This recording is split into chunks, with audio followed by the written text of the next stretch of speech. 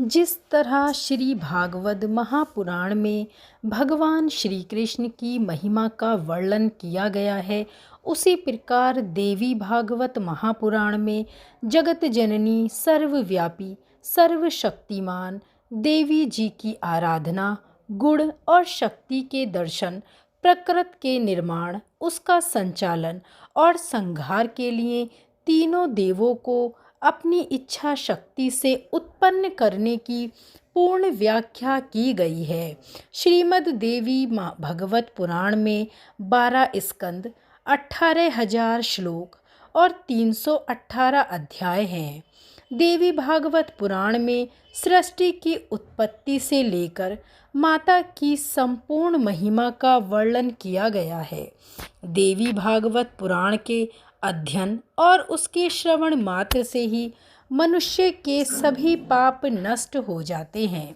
तो चलिए भक्तगणों, श्रीमद् देवी भागवत महापुराण का आज हम 5वां अध्याय श्रवण करेंगे।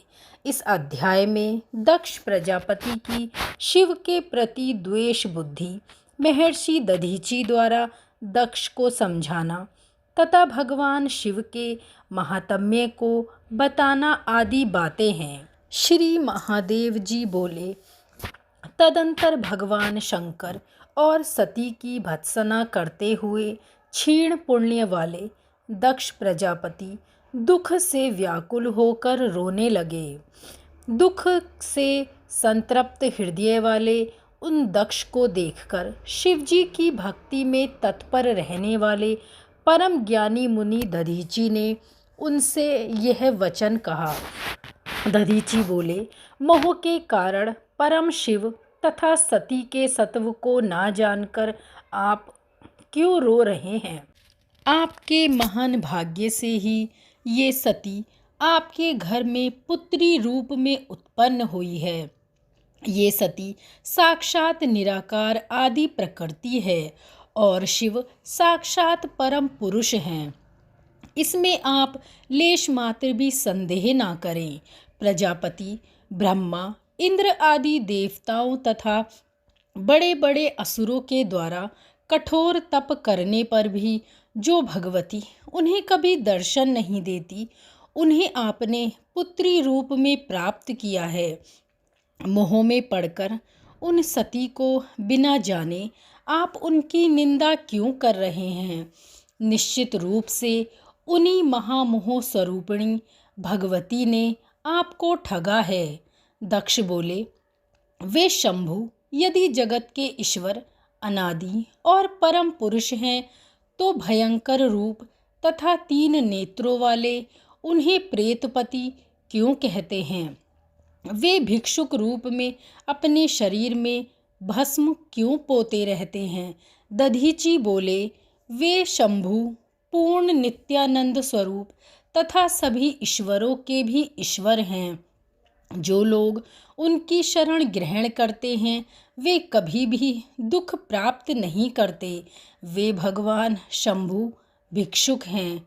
ऐसी दुर्बुद्धि आपको क्यों हो गई है? ब्रह्मा आदि श्रेष्ठ देवता और तत्वदर्शी योगी जन भी जिनके परम स्वरूप को देख पाने में समर्थ नहीं होते, आप उन विरूपाक्ष शंभु की निंदा क्यों कर रहे हैं?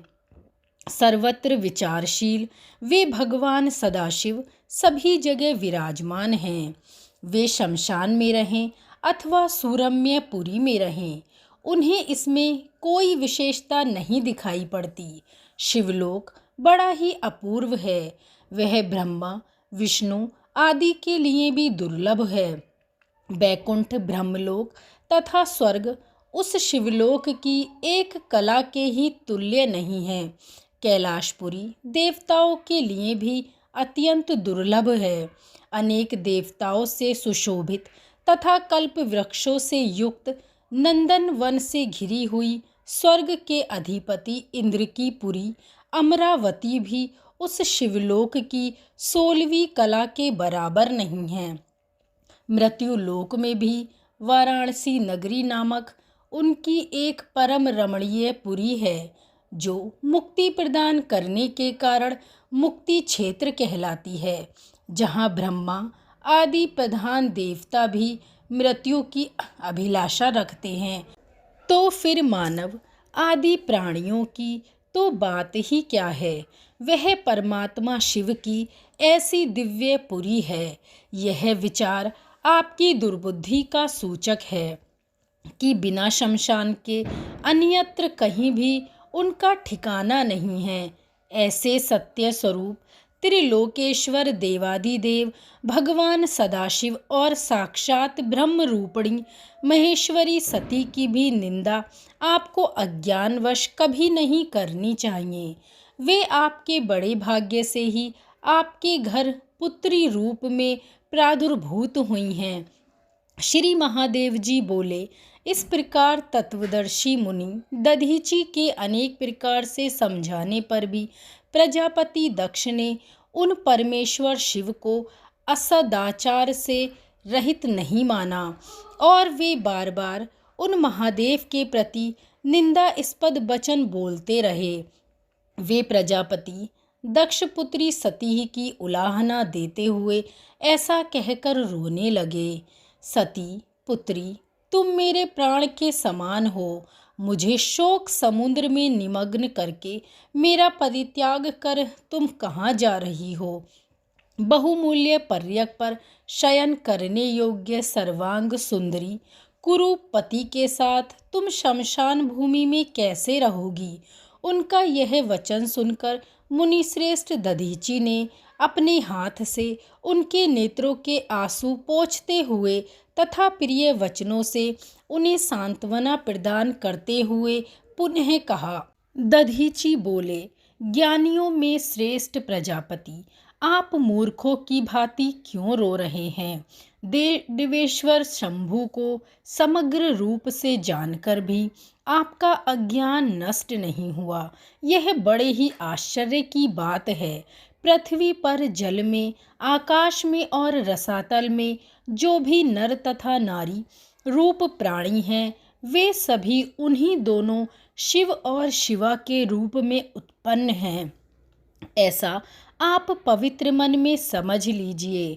आप इन महेश्वर को यथार्थ रूप में साक्षात अनादि परम पुरुष के रूप में जान लीजिए और इन सती को त्रिगुण गणितमा चिदानंद स्वरूपिणी परात्पर प्रकृति के रूप में ही समझिए।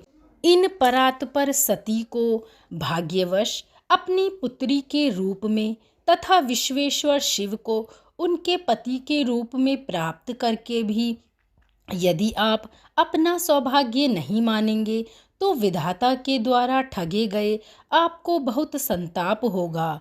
इस सच्चाई को सुनो।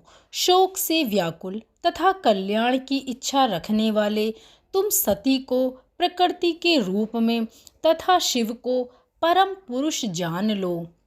दक्ष बोले, मुनीश्वर, आप सत्य कह रहे हैं कि मेरी पुत्री सती प्रकृति रूपा है और शिव ही सनातन पुरुष तथा तीनों लोकों के ईश्वर हैं।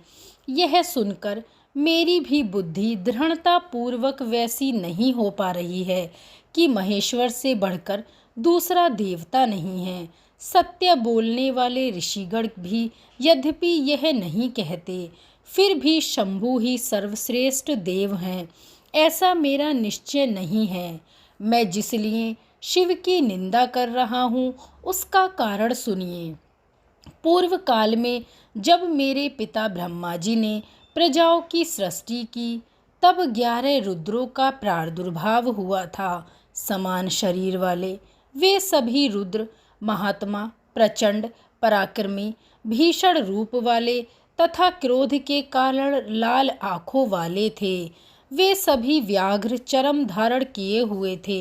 उनके सिरों पर जटाएं सुशोभित हो रही थीं। वे सभी रुद्र ब्रह्मा जी की सृष्टि का लोप करने हेतु तत्पर हो गए।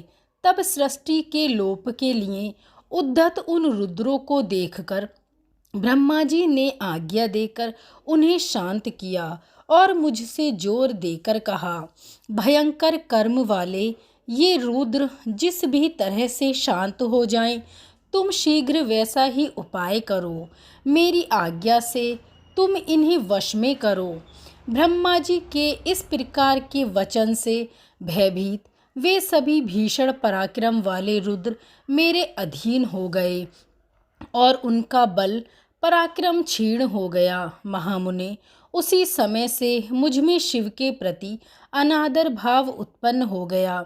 मेरी आज्ञा के अधीन रहने वाले प्रचंड पराक्रमी ये रुद्र जिसके अंश से उत्पन्न हैं, मेरे समक्ष उसकी क्या श्रेष्ठता है।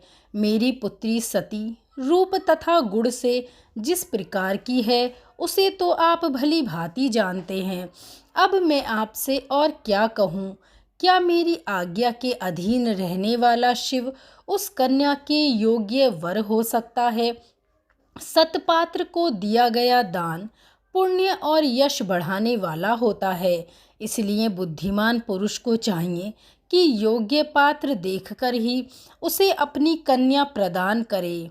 बंधु बांधवों को साथ में लेकर वर के रूप, स्वभाव तथा कुल का सम्यक विचार करने के बाद ही पुरुष को अपनी कन्या सतपात्र को देनी चाहिए।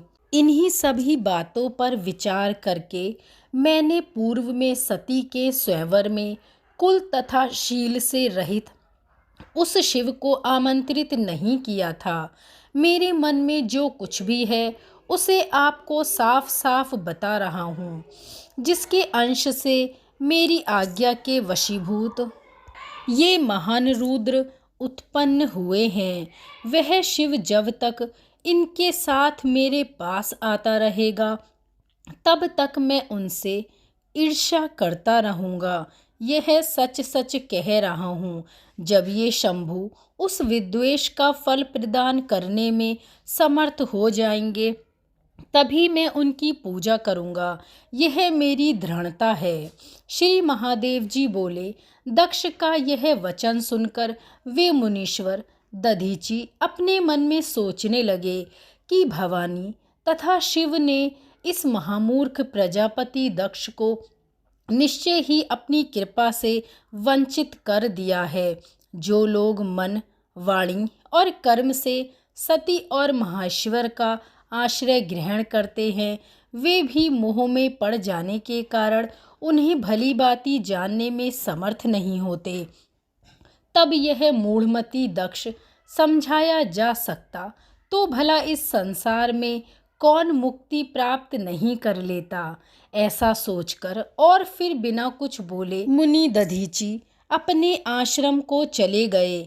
इसके बाद दक्ष प्रजापति दुख से बार बार लंबी लंबी सांसें लेते हुए अपने भवन में प्रविष्ट हो गए। इस प्रकार श्री महाभागवत महापुराण के अंतर्गत श्री शिव नारद संवाद में दक्ष प्रजापति विषाद वर्णन नामक 5वां अध्याय पूर्ण हुआ। जय श्री उमा महेश्वर। छठे अध्याय के लिए जुड़े रहें कहानी सुनो के साथ। इस अध्याय को प्रेम पूर्वक श्रवण करने के लिए आप सभी का धन्यवाद।